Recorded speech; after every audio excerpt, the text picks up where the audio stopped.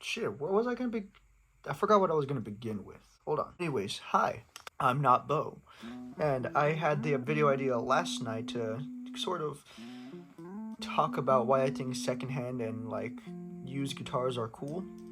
It really is just an excuse for me to like go on and on about why I think they're neat and why I like them, other than sucking with money and having to use them. So I'll be telling you a couple stories of like some of my favorite guitar players, like first guitars, and then I'm gonna be going into why I think they're cool, which will, I guess they go in tandems. I don't write scripts, so this is why these videos suck. Jack White. I got into Jack White like around, I want to say sophomore year, because I was into the White Stripes just because of but then I got into the whole Icky Thump album, and then I got into Jack White's, I think it's the Blue album, where it was just his cartoon head with a cloud over it.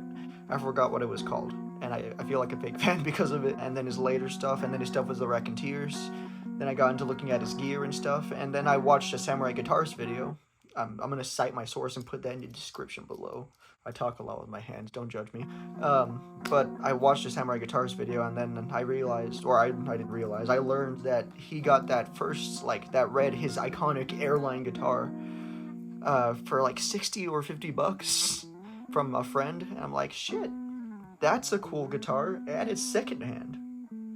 Just like, well, I don't have an Airline, I want an Airline, someone please give me. And then I realized, shit, a lot of his gear is just stuff he had, like, he worked, like, got secondhand or, like, bought new. Like, I know he has a couple new tellies and stuff out, but his early guitars, like the thing he wrote Seven Nation Army on, there's the semi-hollow, I forgot what brand it was, don't quote me on it, but I'm pretty sure that was also secondhand, which proves that without secondhand guitars, we wouldn't have cool-ass songs like Icky Thump or Seven Nation, or fuck, even the fucking We're Gonna Be Friends. Is Jack White, he's why I kind of like working with what I got, because what I record music out of is secondhand amp, guitars, and I use BandLab. I'm working with what I got. And that's why I like Jack White, because he's the epitome of working with what you got in music.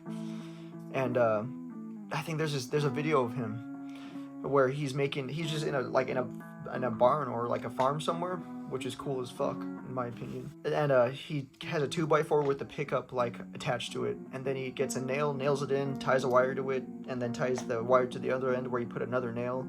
Then you got a slide, and it's like a cool ass like raunchy slide guitar, and it was cool, and I fucking love it.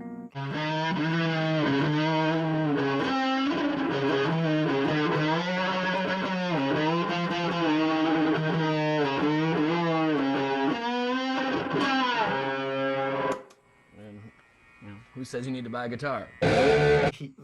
That's it. that clears this section. Bruce Springsteen. He's my favorite musician, and for many reasons. One, his music's just fucking cool.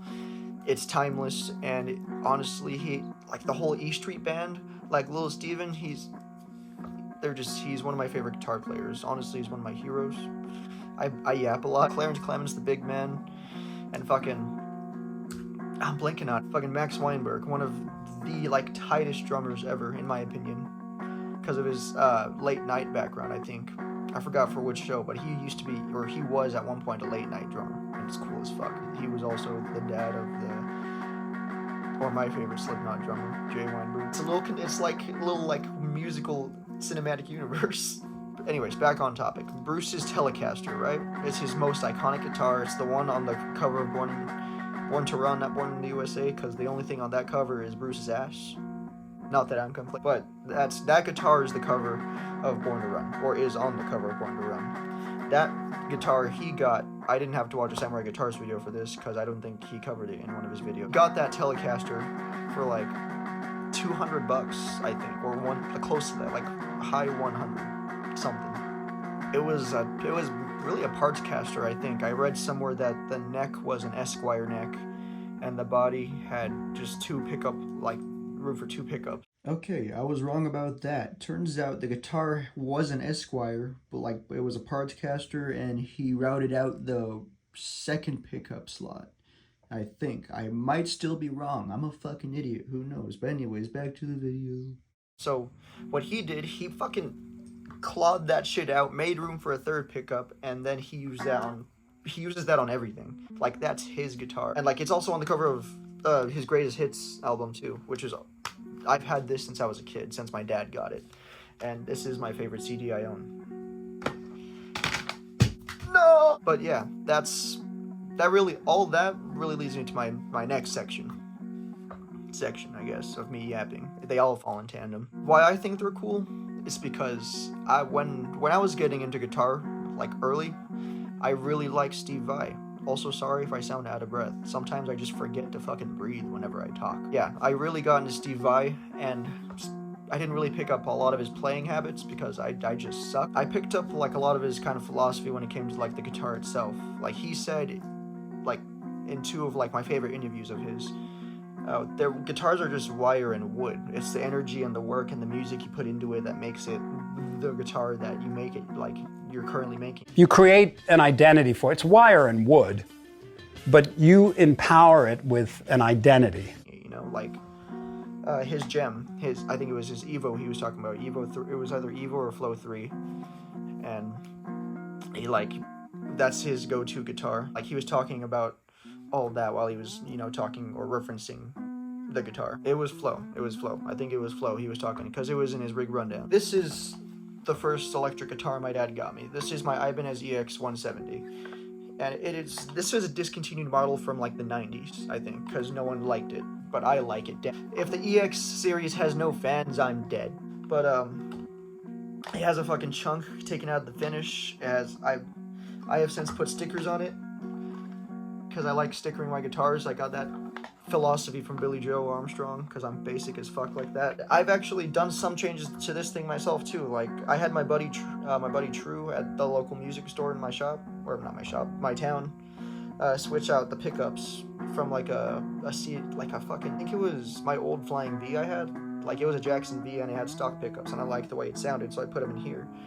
And I have the old pickups like on display. And he also gave me a pink fucking switch cap thing.